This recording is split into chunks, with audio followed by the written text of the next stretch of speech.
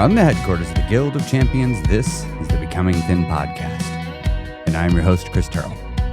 And welcome to another week of your weight loss quest. How did this last week go for you, champion? What new challenges did you encounter? But more importantly, what failure did you go through and what lesson did you get from that failure? Come on now. Don't let a perfectly good failure go by without you getting your lesson. That's your reward for your troubles, after all. Now, if you're new here, I've lost 125 pounds myself after an entire adulthood of chronic yo-yo dieting. Up, down, up again. Before I finally got sick and tired of being sick and tired and fat and made some permanent, meaningful, and actual changes to my real-life lifestyle, habits, routines, environment, community, and to my systems of belief. Because it's all 6 of those things that created the results in my life. And if I wanted to get new results, I was going to have to go change those 6 things. And if you want to get new results in your life that stick and persist, then you too will have to go change those same very 6 things. Your lifestyle, your habits, your routines, your environment, your community, and your systems of belief. Those things should be changed in permanent, meaningful, and actual ways before you've made it to the end of the weight loss journey. What beliefs have shifted for you? What are things you believe about yourself, about weight, about health, about fitness, about food, about emotions, about emotional eating? What beliefs about those have shifted from the beginning of your journey? How has your environment changed? Look around the world that you live in. How have you altered it to set that environment up for success, to help you not only obtain the body of your dreams, but if you've already gotten it, and I know many of you already have and you're still listening, is your environment set up to help you keep it? Keep that body of your dreams. But what about your community? Look at the people you spend time around. Have you started hanging out with different people? Have you started doing activities with different people? Many people on this journey are going to need to have picked up some new friends, new communities, because you're going to be doing new activities. And communities tend to share belief systems. So think of those beliefs that you've been shifting. You're going to want to hang out with people that have similarly shared beliefs that you now have. It's going to be very normal to want that. What about your habits? Have your habits changed? How are your habits different than they used to be? How have your habits changed from what they once were? Because again, by the time you make it to the other side of the journey, there should be permanent, meaningful, and actual changes made to those things. Now, before we get too far into the episode, which, by the way, we're going to talk about 3 philosophies that will help you on your becoming thin journey to help you make it to the end. 3 key philosophies that I teach everybody that I work with, and you're going to want to know these.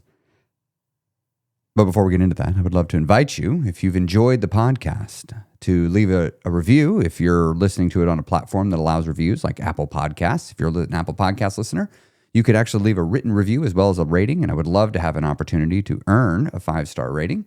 And if you feel that I've earned it, I would love to ask for that because it does help get the podcast in front of more people. I want to help more people lose all the weight for good. And if your platform like Spotify allows you to leave a comment, I would love to encourage you to leave a comment.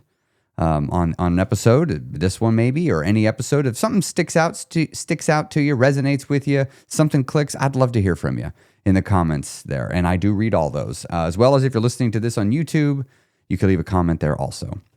And if you would love to get connected with some other people that are seeking to lose weight in the way that I tend to teach it, which is a mindset-first approach. So if you're wanting to hang out with other people that are doing that, you can join my free Facebook group, and you can just search for Becoming Thin on Facebook. It'll be a black background, yellow text on the banner. Request to join. We'll get you in there. Love to have you come be a part of that great Facebook community. And I've got some more stuff coming. I can't tell you exactly, but the free course that I've been working on for years, it's being recorded. I'm halfway done. It'll be done. Everything's getting built. I got a free course coming, a free weight loss course. It's going to be unlike any free weight loss course you've ever seen. It's actually, I shouldn't be giving it away for free. I should be charging it so good. And I'm about to give it to you and just have it just there. And I'm so excited for everybody to get this. I've been wanting to do this for years. But so stay tuned. All you got to do is keep listening to the podcast. I'll announce it when it goes live. There's nothing you need to do at this point. But let's talk about the topic. 3 becoming thin philosophies that you can use to help you lose all the weight for good. I want to tell you 3 of them. 3 of them. And the third one is a very important one, right? They're all important, all 3 of these. But the third one is crucial and more than likely is going to be drastically different than a philosophy that many of you hold. So be sure to stay tuned for the third one. The first one is do the opposite of what your intuition is telling you to do. This is one of the hardest parts of a big weight loss quest. You know, if you're starting 300 pounds, 350, 400 pounds, right? You got a long quest ahead of you. If you got to lose 100, 150, 200 plus pounds, you got a long journey ahead of you. It's going to take time. I mean, it's going to be that way. But you're here. Think about that. You're an adult and you're here dealing with this, which means something happened that got you here. And not only that, not all of you, but many of you listening, you have actually lost weight before. You've been on diets before. You've lost weight. And so your mind is constantly trying to work the problem of how do I get all this extra weight off of my body in a way that's permanent. And so your brain is going to be serving up ideas because it's been trying to solve this for years and years and years. But did you ever stop and consider that maybe your intuition is keeping you stuck in a repetitive cycle? You see, patterns rule our lives. You know, just at the beginning of every episode, I say we are a byproduct of our lifestyle, habits, and routines. These are patterns. A habit is a pattern. Lifestyle is a pattern. Routines are patterns. And most of us can understand that like a habit, a habitual pattern, might take 6 minutes to execute. Like, let's take your showering habit, right? You have a showering habit. You probably do it all the time. You probably could time it and figure out a fairly reasonable average amount of time it would take you to do your shower routine. You know, for you ladies, maybe you have a shower routine where you shave your legs and one where you don't, right? So that's a different time. You know, one where you shampoo your hair and one where you don't. Dudes, ours don't vary that much. So, but you have this time and our brain wraps its head around like there's this pattern that takes 20 minutes, 30 minutes, an hour, even a day. The brain can wrap its head around that. But did you ever consider that you might be stuck in a pattern that takes a year to cycle through? Many people, they've heard me talk about the cycle of weight loss, but let's really kind of unpack that for a second. Many weight loss journeys begin with what I lovingly refer to as an oh shit moment. Like you get on the scale, I'm pretty sure I weigh 270 pounds and it says 302. Oh shit, I'm going to have to do something about this, right? Or one of my favorites from my own life where a toddler came up to me, pointed at my belly while I was standing on the diving board in front of my family and everybody else and says, why's your belly so big? Oh shit, I got to do something about this. I just got publicly called out by a toddler. Oh shit. And so that's how the journey begins, right? And so your brain's like, oh my gosh, I wasn't even thinking about this. And now all of a sudden I got this big problem and I got to deal with this when right now. And so your brain's like, okay, well, let's go on a diet. Which diet works and gets the weight off as fast and as efficiently as possible? Right, yeah, and I don't ever want to be big again. So it needs to be something that I could just do on repeat if I ever gain the weight back, right? Yeah, let me deal with this now. And that's your intuition saying go on a diet. And then you go on the diet, you're losing weight. Like, this is great. This is awesome. And your intuition's like, yes, you're feeling this good. You should keep going. So you keep going. And then the scale, you know, does what it does and it stops cooperating. And because bodies be weird, you do everything right and it went up 3 pounds. And so your intuition tells you, you should feel bad about this. You should feel discouraged. You should feel disappointed. That's what your intuition's telling you to do. And so you listen to your intuition there. And then you kind of don't do as well the next day. You kind of ease off a little bit. And then, of course, because you've eased off, the scale definitely isn't going to start cooperating, right? Because you actually might have lost weight that week, but it was hidden due to like body weight fluctuations that are natural and normal. And so like maybe you started a form of exercise the previous week and you got a little inflammation and you didn't know that happens. And so all you know is the scale went up and that's all you looked at and you hadn't yet transcended the scale and began to look beyond that, right? You're still just focused on the number only. And it went up 3 pounds. You're like, oh no, this is no good. I'm discouraged. Intuition's telling you all these stories and you ease off and you stop losing weight even more, and then the scale's really not cooperating, and then your brain's like, oh, you should probably just stop. You know, and you've already lost some weight anyway. And then you kind of go back to what you're doing, and then your intuition's guiding you until finally one day something happens. Oh, shit, I gained weight. I got to deal with this. And the cycle repeats. Your intuition is keeping you stuck in that loop, if that example of a loop is one that sounds familiar. There's other kinds of loops that you could be stuck in, and some of these loops take months and months and months, even a year or two, to cycle through. And the way to break the pattern is we have to interrupt the pattern and redirect yourself into another direction.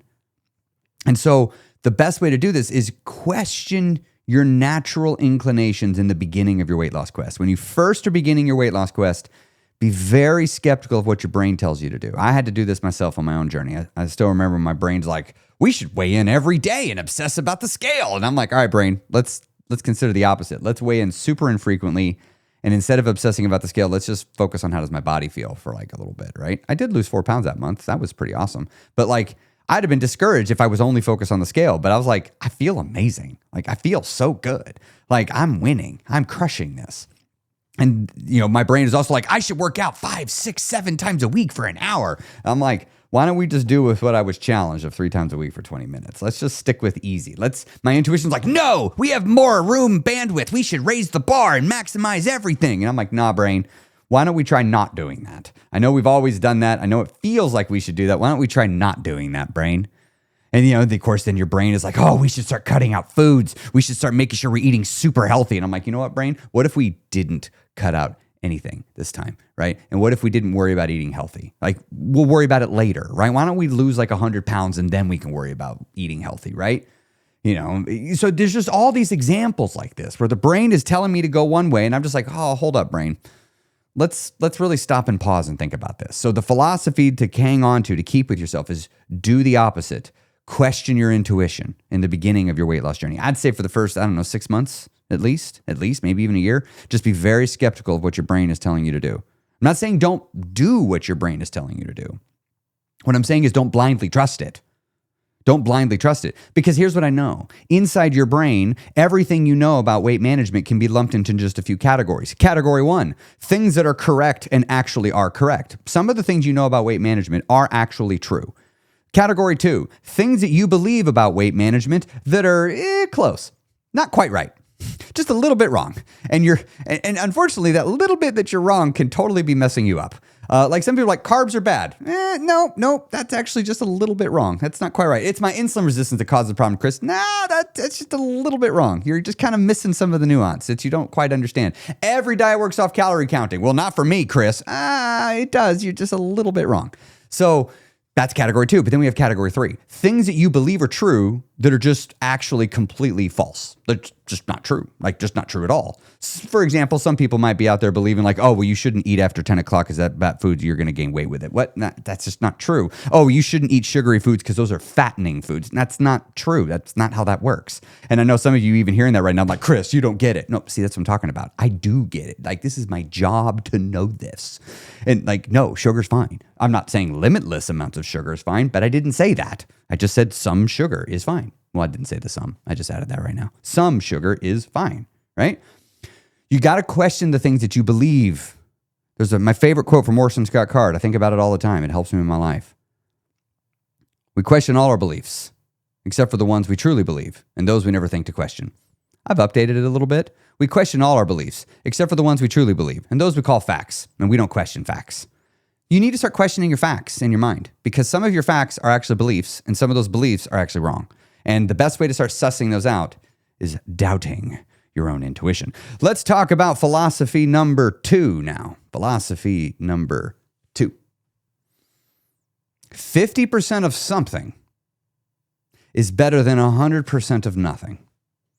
This was my philosophy that I used to throw into the face of my inner perfectionism whenever my inner perfectionism would tell me I'm not doing enough, or I should be doing more, or I should be maximizing, or somehow I should be more. You know, it's like, oh, I can't give everything, so I should give nothing. I can't work out for 30 minutes in a really hard way. I don't have time, so I should do nothing. It's like, wait a minute, but 5 minutes of a half-assed workout done half the time is still better than 100%ing no workout none of the time, right? Like, you should...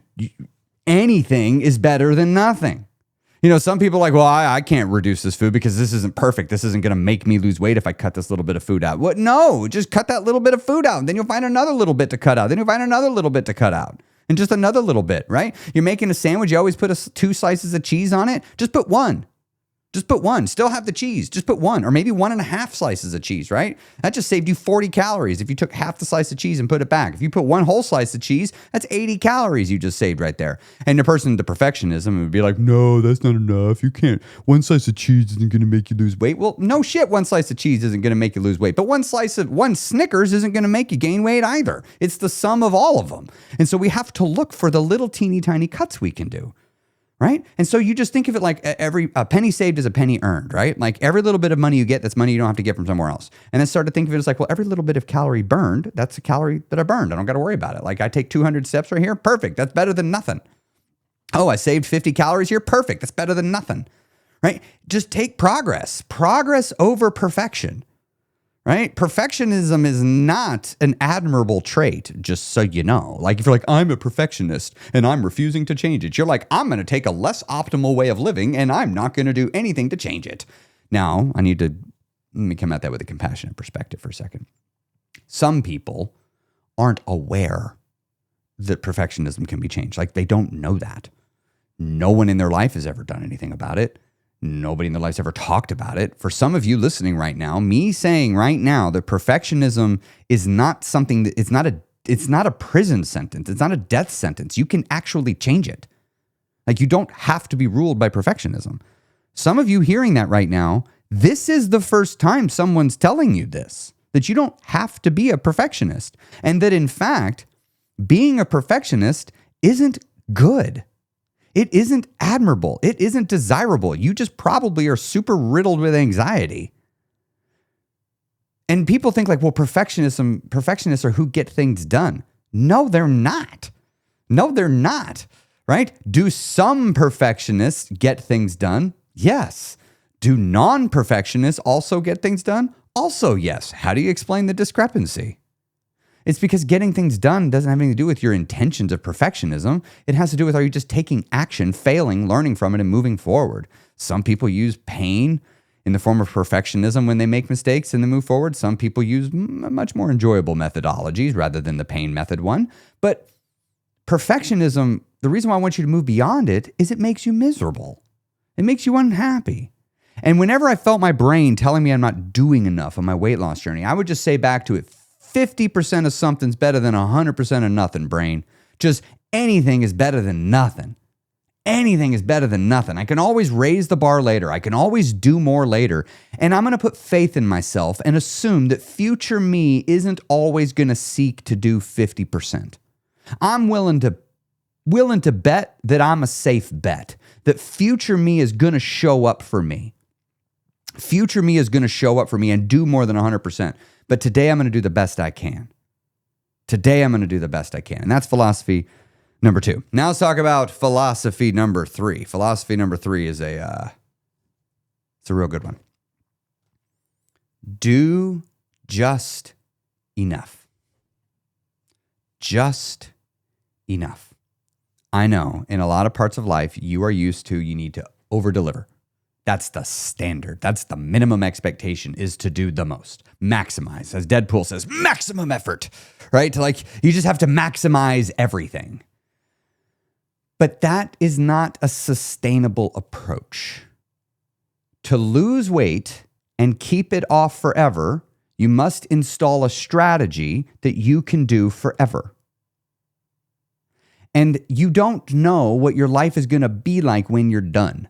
Whatever strategy you make in the beginning of your journey, you are going to change it. You're going to change it 100 times before you're done. I don't know how many times exactly. It's going to be triple digits. You're going to make tons and tons and tons of little itty bitty teeny tiny tweaks and adjustments to your strategy. And every so often you'll look at it and be like, wow, this is quite different than the beginning. You'll see elements that persist and hold through. Like you'll see movement is always incorporated somehow. You'll see that something about neat movement and exercise. You'll see that there's somehow you're looking at those separately. But you're going to change up how you do it. You're going to change up what you track. You're going to change up what you monitor over time. You're not going to just like set it and forget it. You're going to have to keep adapting and evolving your strategy as you go. That was always going to happen. And it's important to create an effective, efficient, and adaptable weight loss strategy. If you don't create an effective, efficient, adaptable weight loss strategy, when the circumstances around you change, you're not going to be able to adapt it. And if the program, the strategy that you're using for losing weight, somebody else created it and somebody else knows all the reasons why it goes together, then you're dependent and beholden to that person. But if you know why you're doing what you're doing, if somebody with the heart of a teacher taught you not only what to do, but why to do it and what all of the other options are that you could be doing and why you might consider them, then you and your life adjusts and all of a sudden the strategy you're doing isn't working. Go, okay, what are the next little tweaks I can do? Because you're now aware of them and you make the decision on how to adapt your strategy. This makes you bulletproof. This makes it where you can keep the weight off forever, no matter how circumstances and situations change. That sits at the core of how I approach weight loss, is teaching you how to make an effective, efficient, and adaptable weight loss strategy, where we also teach you how to give yourself the proper tools, the proper training, and the proper expectations so that you can actually go and get the job done. Far too many people are focused on how do I lose weight fast, so they're looking to do maximum effort in the beginning, and you get burned out. And it's too much change too fast. Sometimes life puts you through the ringer and you have no choice but to change fast. But don't willfully choose that unless you absolutely have to, because slow and steady is far more effective, far more effective. So if you begin your journey with just enough changes to move the needle, and then you make another few little tweaks and another few little tweaks and another few little tweaks, each time pausing for a week or two, seeing how the environment shifts, seeing how your body shifts, seeing how all the changes impact you, and then make the next little tweaks, then make the next little tweaks. So much more effective. Like, let's say you're averaging 2,000 steps a day. It is not effective to jump to 8,000 steps overnight. You don't even know how to work that into your life. That's a lot of time to get that many steps in. But if you're like, look, I'm taking 2,000 steps a day on average, I'm going to start taking 3,500 steps a day on average. And you just start pushing. Then you feel that pushback from life of like, oh, okay, yeah, this is hard to get this many steps in. I want to do a whole bunch more activities than I realize. And you start doing these other activities. And you start having to adjust your schedule. You're like, oh, well, this just plain old walking business is boring. I need to find something I like doing that involves walking so that I can get the steps in a way that's fun. Like in my case, I started doing landscape and cityscape photography. You know, I didn't call it going on a walk. I called it going to take pictures. And I just happened to be walking when I did it. So it was an active activity, right? We're looking to do just enough changes to your lifestyle, habits, routines, environment, community, and belief systems in the moment that will move the needle. You're going to continue to make changes and adjustments. And you don't even know what it is you don't know. And you don't even know you don't even know what questions you need to ask. And part of the journey is the discovering of this information. And when you learn something new, you're like, I need to update my strategy. Now that I know this little bit of information about myself or about weight management or about emotional eating, now I see how I need to update what I'm doing. And so you must become very comfortable with making changes to your strategy, but you're going to see that most of the time you're going to make small, teeny, tiny changes. Hey, if you found this helpful, by the way, if you like learning weight loss with a mindset first approach like I'm talking about here, I want to invite you to consider joining my guild, which is my group coaching weight loss program, as well as a community that comes with it. I take you through every stage of the weight loss journey, from ground zero, where we get you up and going from nothing. And no, you don't jump into calorie counting. You're not cutting out a bunch of foods. We give you your starter plan, your starter effective, efficient, and adaptable strategy. We give you a beginner one just to start with, right? You need a foundation to build off of because you're going to have to customize it and make it bespoke to your life.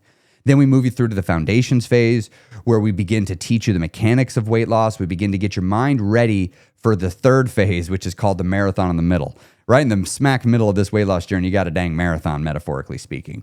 And as someone that's run a marathon, I call it that way, that for a reason. It feels very much the same. And I will support you, teach you, and help you through that entire stage of the journey, which might take a year or two. We'll help you set you up with activities to do. We'll get you set up with a community, with a support group. We'll give you all the tools that you need to do the job. And we'll teach you everything you need to know so that you're not beholden to me or anybody. You know everything you need to know. So you're completely independent. That's the goal here, is that by the time you're done, you look at me and say, Chris, you're fired. You did such a good job. You're fired. I don't need you anymore. And I'm going to look at you and be like, that's awesome. I hope to never work with you in this capacity again, right? I'd love to stay in touch. I'd love to know how you're doing, but like, I don't ever want to have to help you with this. But if you need it, I'll of course help you. But I want you to get to where you fire me because you don't need me. You know, and then after the marathon, we'll move you into the final pounds, get you all the way to that finish line. And for those of you that want, I've got a maintenance program where I'll coach you through your first 2 years of maintenance. I'm going to support you from ground zero all the way to 2 years on the other side of done, so that you can feel confident in the mirror that, like, when you look at yourself in the mirror and go, I've lost this weight and I know how to keep it off. So if you're interested in that program, head on over to imnotquitting.com. That's imnotquitting.com. And you can learn more about my weight loss program over there. I am so glad that you're here, and I'm so glad that I've been able to coach you and teach you and help you along in your weight loss quest and your quest to obtain the body and the life of your dreams. On behalf of future you that's working on this, thank you. You're not there yet, some of you, right? You're still working on this, but I'm telling you, your future you is going to be so grateful for everything you're doing. Because you're doing this for you, right? All these little sacrifices you're making, that's for you. All these little times you're going out and moving your body, that's for you. All the times it's just saying no to the food, that's for you. All the time you're working on the things in life to reduce the stress so you don't want to emotionally eat as much, that's a gift to your future self. I promise future you is going to be very grateful for you. Now go crush it this week. See you next week on the Becoming Thin podcast.